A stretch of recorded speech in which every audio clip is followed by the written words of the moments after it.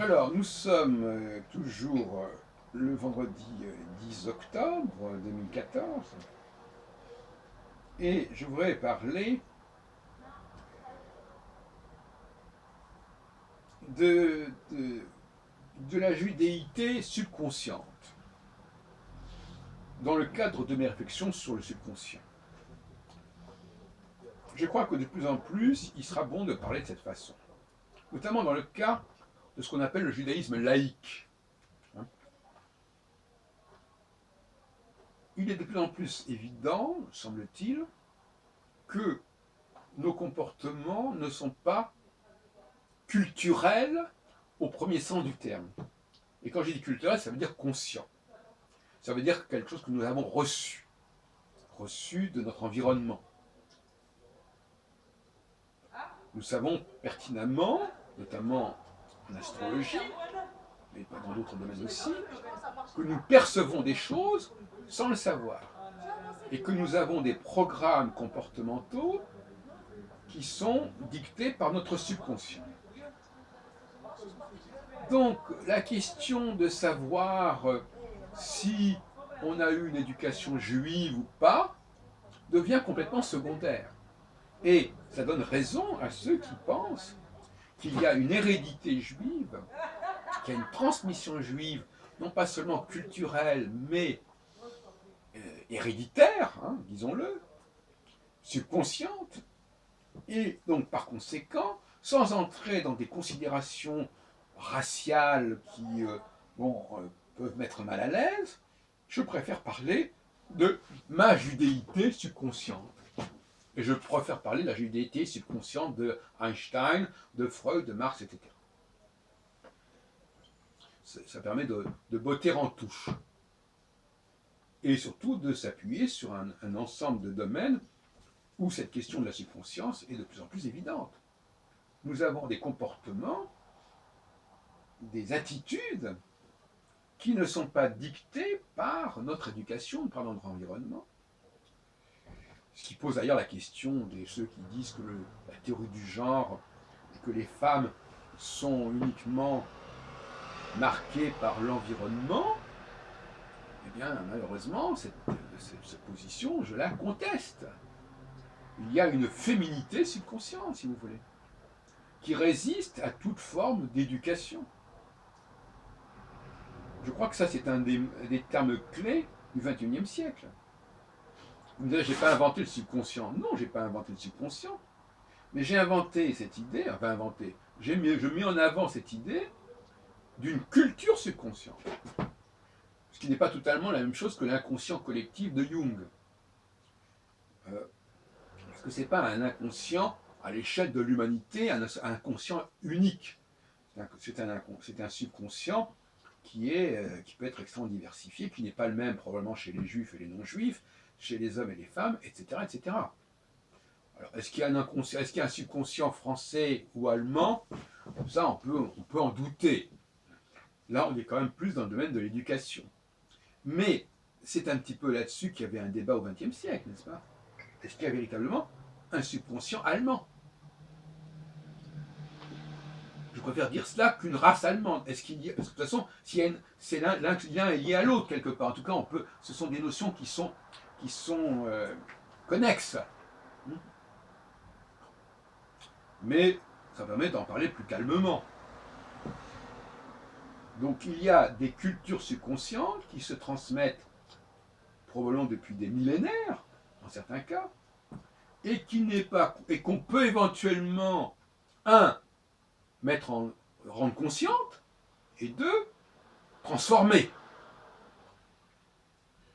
Alors, rendre consciente jusqu'à un certain point, probablement. Modifier, du fait d'un poids culturel qui viendrait contrebalancer les phénomènes subconscients, la question reste posée.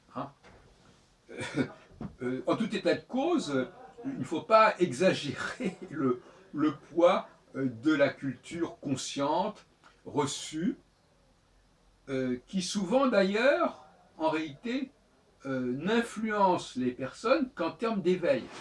C'est-à-dire que même si, en effet, je suis éveillé et interpellé par la culture qui est autour de moi, ça ne sera que dans la mesure où ça va activer mon subconscient, ma culture subconsciente. Donc forcément, il y aura quelque chose, une sorte de produit hybride.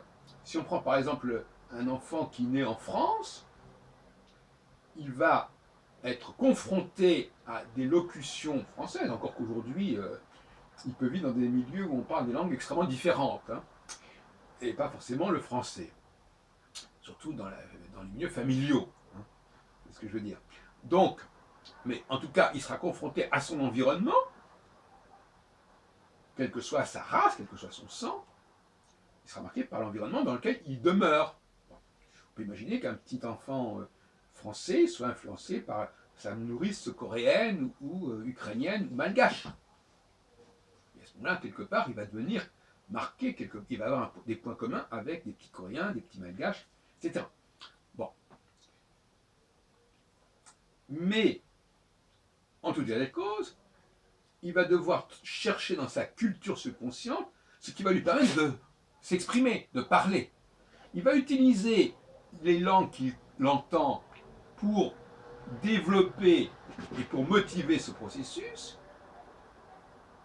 mais on voit bien qu'on aura là quelque chose de mixte.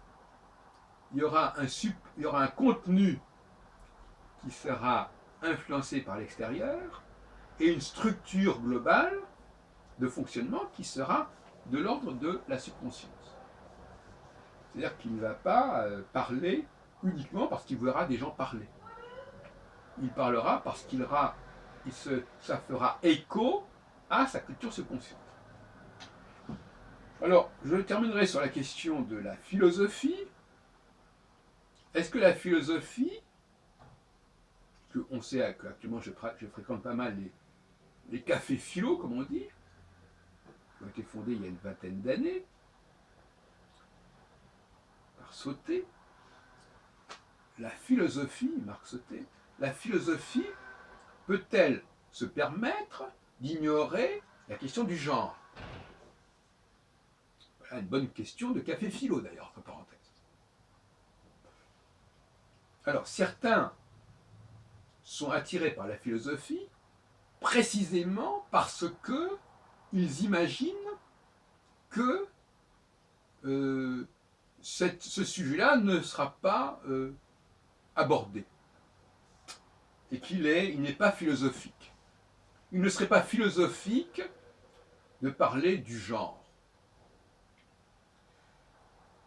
Donc la philosophie est perçue, et c'est un peu vrai aussi pour l'astrologie, comme quelque chose qui dépasse certains clivages. On va les remplacer, alors dans le cas de l'astrologie, par les types planétaires ou les types zodiacaux ou que sais-je, et dans le cas de la philosophie, par des généralités. L'homme, l'humain. Donc deux voies qui sont l'une comme l'autre, des refus de la dualité et des refus du genre. Et d'ailleurs, c'est à mon avis, dans les deux cas, c'est les gens qui cherchent des lieux où cette question du genre ne sera pas abordée, ne sera pas déterminante, c'est ce qu'elle veut dire. Alors, moi, je ne veux pas trop parler là-dessus, parce que c'est une question qui n'est pas encore bien résolue dans mon esprit. J'en parle néanmoins. Je pense que la philosophie doit s'appuyer quand même sur un certain nombre de réalités et de faits. Alors, le dépassement des faits, leur abolition au profit de généralités plus globales, moi, ça me laisse perplexe, sinon pantois. Je veux dire par là que ça pose d'ailleurs les rapports entre philosophie et science. Généraliser, ou d'ailleurs paradoxalement renvoyer à une forme d'individualisation ou d'individuation. Il y a toujours un balancement entre chacun est différent et tout le monde est pareil. C'est souvent le même combat, la même ambiguïté, c'est-à-dire le même refus d'affronter les faits. Parce que je crois que la philosophie a le droit de fonctionner dans la polarité, dans la dialectique et dans la dualité. Ça me paraît absolument essentiel. Peut-il y avoir une philosophie qui ne serait pas dualiste? C'est la condition nécessaire pour la philosophie d'être en phase avec les sciences humaines, avec les sciences dures, cette notion de dualité parce que dans le domaine des sciences, on est confronté à une dualité, que ce soit la dualité du temps ou de l'espace.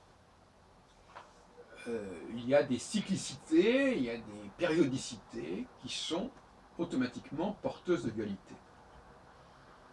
Alors, bon, ça reste une question ouverte, mais il me semble que d'une manière plus générale, de la même façon que la philosophie ne peut pas se substituer à l'histoire, ni à la géographie, ni à l'anthropologie, alors quel est son rôle?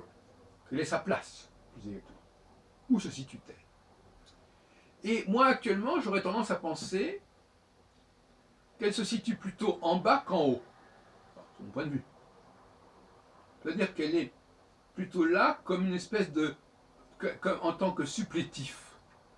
Quand on ne sait pas, quand on n'a pas les données, quand on ne sait pas les comprendre, on passe dans le registre philosophique. Alors je sais que ça ne va pas plaire, il y a un prochain café philo après-demain sur la question justement de qu'est-ce que philosopher, je ne sais plus très bien. Je suis désolé, moi, il me semble, et dire en ce sens-là, je trouve que c'est tout à fait intéressant, que la philosophie, la démarche philosophique, qui est quelque part une démarche logique, j'arrive pas à distinguer philosophie et logique. Même chez Kant, il y a son éthique est logique, elle est générale. Et de la même façon que la linguistique aussi, à un certain moment, elle peut être prise d'un excès de logique, c'est-à-dire qu'elle va noyer les différences. Et à mon avis, dans certains cas, c'est fâcheux. J'ai parlé tout à l'heure, dans une autre causerie, de linguistique. On ne peut pas mettre sur le même plan le français et l'anglais, même si effectivement, au niveau de la phonologie, tout locuteur dans quelque langue que ce soit est confronté aux mêmes enjeux, mais néanmoins, c'est un petit peu simplificateur et réducteur que de mettre toutes les langues sur le même pied. Il y a des langues qui sont malades, il y a des langues qui sont hybrides, il y a des langues qui sont plus cohérentes, plus structurées que d'autres, et c'est pas rien ça. Ça n'est pas rien. Donc, et puis il y a des langues qui peuvent servir de référence, d'idéal, et d'autres non. Bon, donc je ne vais pas m'appesantir sur cette question, mais effectivement, je reviens à la question du subconscient, qui est un peu, qui est en dialectique carrément avec la question de la langue. Mais la langue elle-même n'est pas uniquement de l'ordre du conscient. Le fait de parler n'est pas uniquement d'un point de vue conscient. Il y a une humanité subconsciente, une culture subconsciente de l'humanité qui lui permet de parler. Et même vous mettez un animal dans un environnement où on parle, il ne va pas se mettre à parler pour autant parce qu'il n'a pas la culture subconsciente qui va avec, qui sous-tend et qui permet de passer à l'acte. L'environnement ne suffit pas, il faut que les femmes le sachent.